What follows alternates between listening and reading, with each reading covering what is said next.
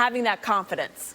He's great. Obviously, I go to the free throw line a lot, and, I got to be able to knock them down. I wouldn't want to, look for that contact, always be willing to get to the free throw line if I wasn't a good free throw shooter. But the last, yesterday and today, I felt like I got better as a player. I'm being used in more ways than that I've never been used before, handling the ball more and, just taking over. It's been working well, and I'm glad we got a win tonight. We got to, get back and pick up on that momentum that we had at the beginning of the year. You mentioned that you're being used in ways that, you're really enjoying. We got to enjoy you playing the point, bringing the ball up. How much do you like that, and how much fun was that? He's always been in me. I think, it's not my job at times. We got, Ben is, one of the best playmakers in the league. So, since we've been playing together, that's his strength. So, I let him do that. And in times like that where he wasn't there last night, and he was in foul trouble and he fouled out, when I work on my game, those are the stuff I work on, and it's paying off. A lot of people always mention you got to stay in the post, but nowadays, especially with the way they guard me, triple, quadruple teams, I got to do something more than posting up. I got to be able to help the team in some other ways. One of the more dynamic centers out there. Joe, you certainly earned a break tonight. We were all exhausted watching you play. I know you must be tired. You guys have the day off. I'm not tired. No, you're not. You ready to go? Well, that's good. You got the Heat coming up on Thursday. Once again. We'll be ready. All right, Joel Embiid, thanks so much. We appreciate it. That was quite the performance from Joel Embiid. He says he's not tired. I don't know how Jimmy Lynam, he couldn't be tired. He did it all. 35 of his 45 points in the second half. He had 20 in the third quarter. He had 10 in the overtime. He sent the game to OT. What didn't he do? He ran point guard. Yeah, he was sensational. And how about when you brought out the fact of him playing point guard? He says, I've always had it in me. I've always had it in me. Yeah. Really a lot of interesting creativity on the part of Joe/Doc Rivers.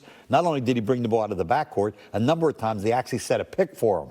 And then he'd try to dribble off it to either drive to the basket or work his way backing down into the post. But really a sensational effort by Joel Embiid. And you hear him say, he had 10 points the first half and 35 in the second half, that he sensed. He was trying to get everybody involved and distributing against the double team more in the first half. The second half, he knew his team needed his scoring, and that's what stars are able to do. They can call on it, and he went to the rack, as they say, and then just had a monster of an offensive second half. 45 and 16, perfect from the free throw line. He did it all. He ran the point. Let's cross it over right now and check in with the gentleman who had the pleasure to call this game. And what a game it was. Guys, we talked pregame. We're thinking, it's an undermanned Heat squad. The Sixers have their own issues as far as unavailable players. This one was a fight to the finish, one of the most fun games I've seen in a long time, and Joel Embiid on fire.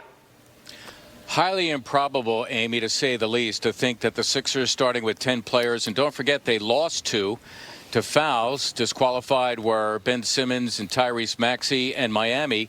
They dressed the minimum 8, and they had a key reserve who was doing a great job off the offensive glass. Chris Silva foul out as well. We're going to be talking about this for a while, not to mention the contributions of a couple of rookies. Isaiah Joe coming up big at the end of regulation with a 3, and a big one from Dakota Mathias there in overtime. I want to talk about Joel Embiid. A couple of things. First, he said to Amy, I'm not tired, which we love hearing after a game like that going into overtime. But another thing.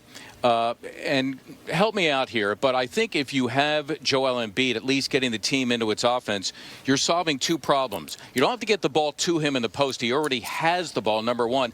Does it make it tougher for Miami to double because he is outside as opposed to the ability to collapse on him on the inside? I think it does. I think at times because it's an unorthodox approach. You're not accustomed to a big guy being out there on the floor giving you a different look, so I think that's a certain advantage. But what I gleaned from tonight's performance is that the opportunities for other guys to step up have led to wins now. We've seen other guys step up, whether it be against Atlanta, against Denver, but it hasn't actually turned out the way the Sixers and the Sixers fans want it to. So tonight was a good example of that. And it's something to build on. For those guys that stepped out on the floor and contributed, I think it's something you can build your confidence from moving forward. So when you're thrust into that situation, hopefully in the playoffs, you've got some experience to draw from and hopefully be successful. You guys mentioned one of those players, Dakota Mathias. We were a little concerned. He fouled Tyler Hero on that three-point play, and you're thinking, oh, no. And then he went right down the court, got the ball from Danny Green, and buried the three. What I loved about this is, following on social media, Tobias Harris tweeted out just a picture of the United States of America and then just put Dakota in there. I love it. Which one, north or south? I think he probably covered both on that one, but it seemed like Mathias might have shot it from North Dakota. What does it mean when you see these players tonight on postgame? You know, Jim, I'll mention it. When you come to the playoffs, obviously the bench and the roster gets really, really short because you don't have as many guys in the rotation. But a guy like Dakota Mathias, a guy like Isaiah Joe, they're making a name for themselves to be one of the players that Doc Rivers can look down and say, I need some instant points. You guys go in. Yeah, invaluable experience is the phrase I would use, Aim. And I think Ala is right on. If one of those guys is called upon, let's say in a tough playoff situation, late game, they have instances like this to tap into. Dakota Mathias is not going to forget that three he made. I mean, that's a big-time field goal for anybody, and for a young guy in particular, you know, most impressive. It was impressive to watch, and wow, a lot to talk about. We got franchise record for threes made in a game. We got Joel Embiid going crazy. We got people fouling out. So much to get to. It's all coming up here on Sixers Postgame Live, brought to you by Cure Auto Insurance. Plus, we're going to hear from Doc Rivers on his team's win, snapping that three-game losing streak. But you know what it means, Jimmy? Clap your hands. Everybody, you guys got to get this. Look at he's dancing. Stomp your feet. Everybody for Philadelphia 76ers. Here they come. We're back with the man of the hour, Joel Embiid. What a finish is right. 10 points in the first half. Okay, not too bad. 35 in the second half in OT, 20 of those coming in the third quarter. He only had one bucket in the fourth, but it was a big one because it tied the game. And you see, obviously, those free throws. 4 for 4 and then 9 for 9. 16 rebounds all told, 5 steals, 4 assists. What a game from him, and what a finish this was. You Sixers up, then they were down, and then they were back up again, and now you're thinking, oh no, this isn't going to be good. And Jim Lynam sitting out here, we're watching the game. You see the bench going crazy. Dwight Howard back there. There was a great shot of when Joel Embiid hit that one falling away, and he got the foul of, there was a Heat player on the bench, I don't know who it was, just kind of threw up his hands, and I was like, yeah, that's kind of what it's like, I think, sometimes for opponents when you go against a guy who has that gear, that extra gear. You heard Joel Embiid right here say, listen, you know, I played okay in the first half.